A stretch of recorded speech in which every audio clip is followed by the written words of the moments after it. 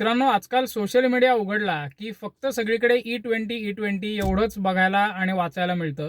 अ, आपले जे road transport minister आहेत श्री नितीन गडकरी साहेब, हे सुद्धा खूप त्याच्यामुळे चर्चेत आलेले आहेत. खरं तर ते पेट्रोलियम मिनिस्टर नाहीत, पण तरी ते चर्चेत आलेले आहेत. पण तो असो, हा वेगळा मुद्दा आहे.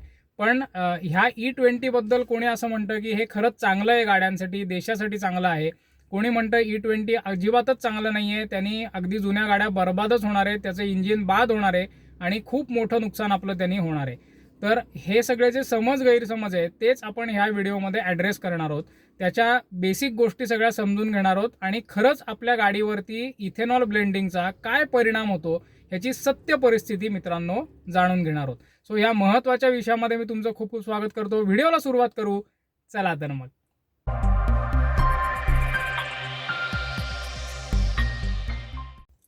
तर मंडळी, E20 म्हणजे अगदी सोप्या भाषेत समजायचं झालं तर 20% इथेनॉल पेट्रोलमध्ये मिक्स करणे. म्हणजे प्रत्येक 1 लिटर पेट्रोलसाठी 200 ml त्याच्यामध्ये इथेनॉल असेल. याचा तो अगदी साधा सोपा अर्थ आहे. आता जरी आपल्याला रिसेंटली E20 खूप सगळीकडे ऐकायला मिळत असेल, तरी भारत सरकारने E20 पेट्रोल जे आहे ते फेब्रुवारी 2023 मध्येच देशात लॉन्च केलेलं होतं, इंट्रोड्यूस केलेलं होतं.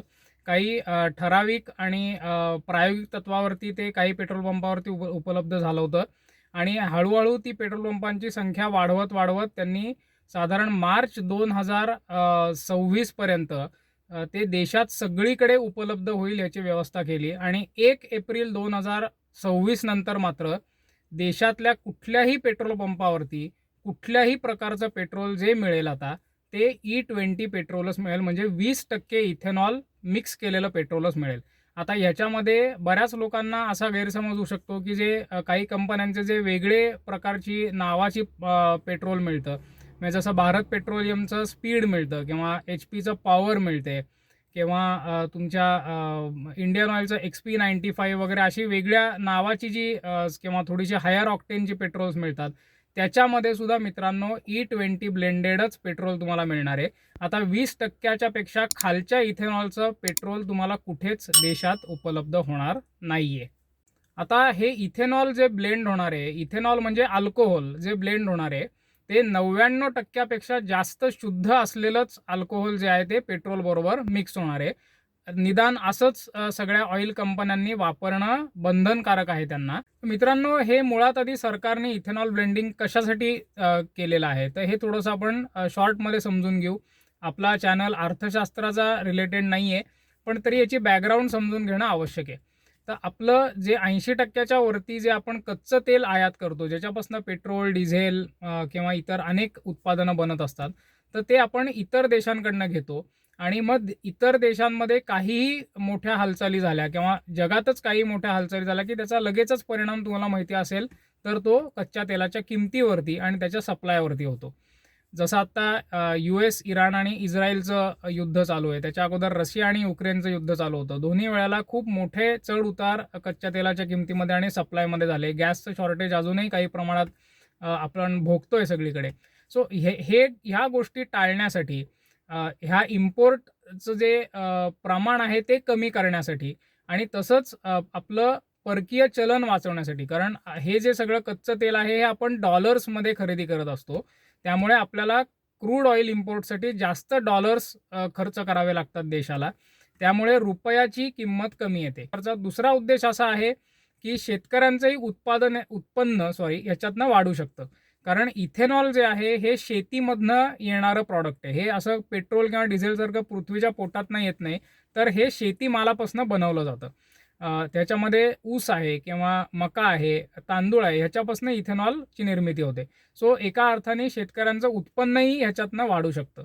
या 2 उद्देशांसाठी सरकारने हा निर्णय घेतलेला आहे. पण मंडळी, सरकारचा उद्देश हा कितीही चांगला असला तरी एका प्रकारे अधिकृतरित्या सरकार पेट्रोलमध्ये भेसळच करते आणि मग ही भेसळ जी होते पेट्रोलमध्ये, त्याच्यामुळे गाडीच्या इंजिनची खरोखरच इतकी वाट लागणार आहे का? E20साठी आपल्या गाड्या तयार आहेत का? आता मित्रांनो, E20 पेट्रोल जरी सरकारने 1 एप्रिल 2026 नंतर मॅन्डेटरी केलेलं असलं, तरी त्याच्या अगोदर किंवा आपण मगाशी बघितलं तसं फेब्रुवारी 2023मध्ये E20 पहिल्यांदा इंट्रोड्यूस झालं. तर त्याच्या अगोदर इथेनॉल ब्लेंडच होत नव्हतं का पेट्रोलमध्ये? तर असं नाही आहे मित्रांनो. 2003 साली पहिल्यांदा पेट्रोलमध्ये इथेनॉल मिक्स झालं 10%. आणि 2003 ते 2008 या कालावधीमध्ये ते देशातल्या सगळ्या पेट्रोल पंपांवरती त्याची उपलब्धता झाली. आणि 2008 पासून मात्र देशातल्या सगळ्या पेट्रोल पंपावरती सायलेंटली पेट्रोलमध्ये 10% इथेनॉल ऑलरेडी ब्लेंड होत आहे. आणि त्याच्यासाठी आपल्या गाड्या मित्रांनो तयारही आहेत. आता कुठल्या गाड्या तयार आहेत? तर 2008 नंतर बनवलेल्या जितक्या गाड्या आहेत त्या सगळ्या 2 व्हीलर असतील, 4 व्हीलर, 3 व्हीलर, कुठल्याही प्रकारच्या ज्या गाड्या आहेत पेट्रोलवरती चालणाऱ्या, त्यांना त्या गाड्या E10 साठी तरी मित्रांनो 100% रेडी आहेत. पण मग E10 आणि E20 मध्ये तुम्ही म्हणाल इतका काय डिफरन्स आहे? मग इथेनॉल तर ऑलरेडी चालतंच ना गाडीला. पण मित्रांनो एक लक्षात घेणं आवश्यक आहे की इथेनॉलचं प्रमाण आपण डायरेक्टली दुप्पट करतोय E20 मध्ये. आणि त्याच्यासाठी मात्र तुमच्या E10 कंप्लायंट गाड्या मित्रांनो नक्कीच तयार नाही आहेत. गाडीच्या अनेक पार्ट्स आणि कंपोनंट्सवरती याचे खूप दुष्परिणाम होत असतात. इनफॅक्ट E10 कंप्लायंट गाड्यांचं युजर मॅन्युअल जर तुम्ही काढून बघितलं किंवा अगदी पेट्रोलचं झाकण जरी उघडलं तरी तिथे स्पष्टपणे लिहिलेलं असतं, do not use higher ethanol blends than 10%. म्हणजे 10%पेक्षा जास्त इथेनॉल तुम्ही वापरू नका. आता अर्थातच इथेनॉल ब्लेंडेड पेट्रोल म्हणजे E20 पेट्रोल एक फ्युएल असल्यामुळे गाडीच्या फ्युएल सिस्टीमवरती ह्याचा सर्वाधिक परिणाम होत असतो. आणि ह्याच्यामधले जितके मेटल पार्ट्स आहेत म्हणजे जसं टँक आहे, फ्युएल लाईन्स आहेत, फ्युएल पंप आहे किंवा फ्युएल इंजेक्टर्स आहेत, हे जे धातूपासून बनवलेले पार्ट्स आहेत हे गंजत असतात मित्रांनो. याला कारण म्हणजे इथेनॉल हे हायड्रोस्कोपिक मटेरियल आहे, म्हणजे जे पाण्याला आकर्षित करतं अशा प्रकारचं मटेरियल आहे. हवेमधल्या किंवा जे टँकच्या आतलं मॉइश्चर आहे, हवा आहे, त्याच्यातलं पाणी ते सगळं शोषून घेतं आणि पेट्रोलमध्ये पाणीच एका प्रकारे मिक्स होतं. त्यामुळे वर्षानुवर्ष हे मिक्सिंग चालू राहिल्यामुळे जितके मेटल पार्ट्स फ्युएल सिस्टीममधले आहेत ते सगळे कालांतराने गंजतात. त्याच्यावरती करोजन होतं, म्हणजे ते डिग्रेड होऊन तिकडे ते फाटायला लागतात. म्हणजे अशा काही गोष्टी त्याच्यातनं होऊ शकतात. तसंच मित्रांनो फ्युएल सिस्टीममध्ये अनेक प्लॅस्टिकचे आणि रबरचेही पार्ट्स असतात, वायर्स असतात, गॅस्केट्स असतात, होजेस असतात. तर हे जे पार्ट्स आहेत सगळे त्यांनाही गंभीर परिणाम त्याच्यावरती होतात कालांतराने. कारण प्लॅस्टिक जे आहे ते अगदी सूक्ष्म प्रमाणात इथेनॉलमध्ये विरघळत राहतं मित्रांनो. म्हणजे ते सोल्युबल आहे इथेनॉलमध्ये प्लॅस्टिक.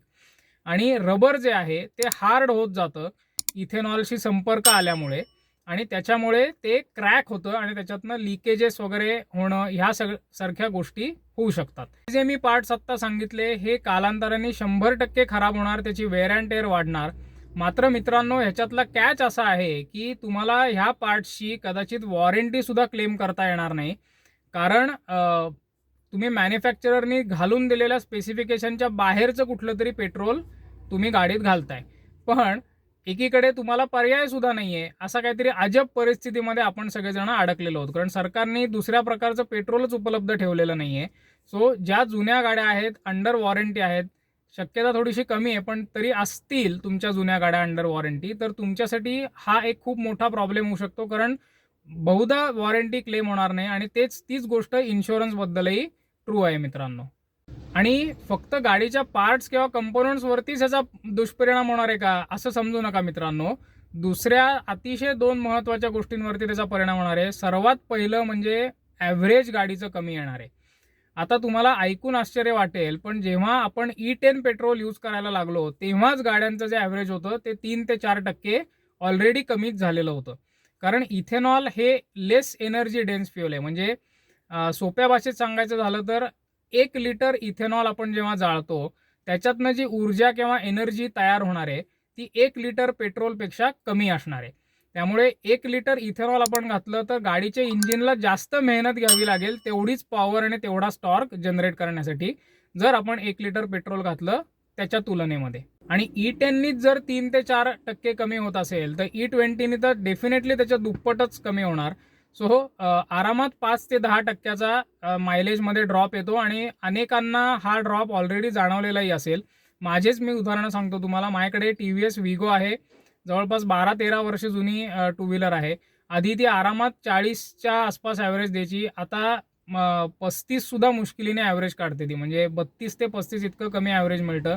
माझी नॅनो होती किंवा ही आत्ता आपण ज्या गाडीत बसलो आहे सेलेरिओ आहे, अल्टो आहे, या सगळ्या E10 कंप्लायंट गाड्या आहेत आणि सबस्टॅन्शियली मला ॲव्हरेजमध्ये फरक जाणवतोय. तुम्हालाही तुमच्या जुन्या गाड्यांमध्ये जाणवतच असेल मित्रांनो. आणि अर्थातच मित्रांनो, एनर्जी डेन्सिटी इथेनॉलची कमी असल्यामुळे गाडीच्या इंजिनवरती मी मगाशी म्हटल्याप्रमाणे ताणही जास्त येतो, त्यामुळे गाडीचा परफॉर्मन्सही ड्रॉप होतो. पिकअप तुम्हाला कमी झाल्यासारखं वाटेल. गाडी पिकअप घेताना फुल लोडला असेल तर नॉकिंग गाडीमध्ये तुम्हाला ऐकायला येईल किंवा आयडलिंगला गाडी असेल तर थोडासा रफ नॉईज येईल, व्हायब्रेशन गाडीतली वाढतील. अशा काही समस्या त्याच्यातनं होऊ शकतात. मग इंजिन थोडंसं स्ट्रगल करतं तेवढंच पॉवर जनरेट करण्यासाठी. तर मित्रांनो, फायनली आता प्रश्नाचं उत्तर देताना की खरंच आपल्या गाडीचं इंजिन E20मुळे म्हणजे जुन्या गाड्यांचं इंजिन बादच होणार आहे का? तर मित्रांनो, त्याचं उत्तर नाही असं आहे. बाद अगदी नाही होणार, पण त्याची लाईफ मात्र नक्कीच कमी येईल. म्हणजे तुमची जर अगदी सुरेख वापरलेली गाडी असेल, ती जर 20 वर्ष चालणार असेल, तर आधीची E10 जी गाडी आहे ती 15 वर्षसुद्धा मुश्किलीने ती चालेल. त्याच्यात मेजर रिपेअर्स तर त्याच्यानंतर निघू शकतात. इंजिनची वेअर अँड टेअर खूप वाढल्यामुळे रिसेल व्हॅल्यू कमी येऊ शकते. या सगळ्या गोष्टी त्याच्यातनं डेफिनेटली होणार आहेत. आता कमीत कमी परिणाम ह्या गोष्टींचा कसा होईल एवढं बघणं हेच आपल्या हातात आहे. आणि हा विषय खूप मोठा असल्यामुळे ह्याच्यावरती सेपरेट व्हिडिओ करणार आहे. ह्याच्या पुढचाच व्हिडिओ त्याच्यावरती असणार आहे. त्यामुळे तुम्ही जर चॅनलला सबस्क्राईब केलं नसेल तर इमिजिएटली सबस्क्राईब करा आणि बेल आयकॉनला क्लिक करा.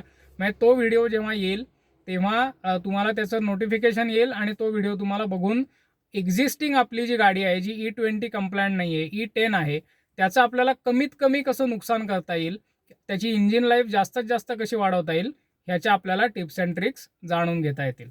पण हे जरी असलं तरी सरकारचं असंही आता धोरण आहे की जास्तीत जास्त इथेनॉल ब्लेंडिंग वाढत न्यायचं.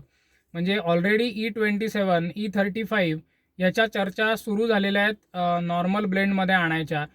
तुम्ही आत्ताच्या बातम्या वाचलेल्या असतील, ऐकलेल्या असतील तर E85, E100पर्यंत ऑलरेडी पेट्रोल लॉन्च पण झालेलं आहे. फ्लेक्स वेल गाड्यासुद्धा लॉन्च झालेल्या आहेत. पण E27, E35 जर खरंच पेट्रोल सरकारने मॅन्डेटरी केलं तर मात्र E10 गाड्या ज्या आहेत त्यांचं म्हणजे खरंच खूप अवघड होईल परिस्थिती. रामरामच त्यांना बोलावा लागेल. आणि हे असं होऊ नये अशीच माझी सरकारकडे प्रार्थना आहे आणि अशीच मनापासून इच्छासुद्धा आहे. आता E10 गाड्यांचं तर आपण बघितलं की किती मोठे परिणाम होणार आहेत. पण तुमची गाडी जर 2023 एप्रिल नंतरची असेल तर डेफिनेटली तुमची गाडी E20 कंप्लायंट आहे. आणि E20 गाड्यांना मात्र हे जे परिणाम आहेत ते खूप कमी प्रमाणात होणार आहेत. म्हणजे ॲव्हरेज आणि परफॉर्मन्स त्यांचाही कमी येणारच आहे मित्रांनो. कारण इथेनॉलचं नेचरच तसं आहे. मी म्हटलं तसं त्याची एनर्जी डेन्सिटीज मुळात कमी आहे. त्यामुळे ॲव्हरेज आता कुठलीच गाडी 100% पेट्रोलला जेवढं देत होती किंवा 10% ब्लेंडिंगला जेवढं देत होती तेवढं आता देणार नाही. अगदी E20 गाड्यासुद्धा. पण इतर जे कंपोनंट्स, पार्ट्स डॅमेज होण्याचा जो मी मगाशी मुद्दा सांगितला तो तरी E20 गाड्यांना डेफिनेटली येणार नाही. त्याच्या इंजिन लाईफवरती काही परिणाम फारसा होणार नाही E20मध्ये. पण अर्थातच E27, E35 याचं काय होतं गाडीवरती परिणाम, E27पर्यंत माझ्या अंदाजाने E20 गाड्या सहन करू शकतील, त्याला काही प्रॉब्लेम येणार नाही. पण E30 किंवा E35 जर सरकारने आणलं तर सेम जसा E10 गाड्यांचा वरती आत्ता परिणाम होतोय तसाच E20 गाड्यांवरती तेव्हा परिणाम होईल. सो आता पुढे कशा गोष्टी होत आहेत हे बघणंच आपल्या हातात आहे, दुसरं काही हातात नाही आहे. मंडळी, हा व्हिडिओ, हा विषय तुम्हाला कसा वाटला हे कॉमेंट्समध्ये नक्की सांगा. तुमचे काही शंका असतील, प्रश्न असतील तर तेही विचारा, मी त्याला नक्की उत्तरं देईन. हा माझा ईमेल ID आहे, याच्यावरती मला संपर्क साधा. ह्या विषयावरती आपण एक खूप मोठी सिरीज करणार आहोत इथेनॉल ब्लेंडिंगवरती. त्यामुळे चॅनलला सबस्क्राईब केलेलं नसेल तर इमिजिएटली चॅनल सबस्क्राईब करा, बेल आयकॉन क्लिक करा, म्हणजे ते सगळे व्हिडिओ तुम्हाला बघायला मिळतील. तर ह्या व्हिडिओला लाईक करायलाही विसरू नका मित्रांनो. Kiran Abhyankar from the right drive Marathi signing off. धन्यवाद.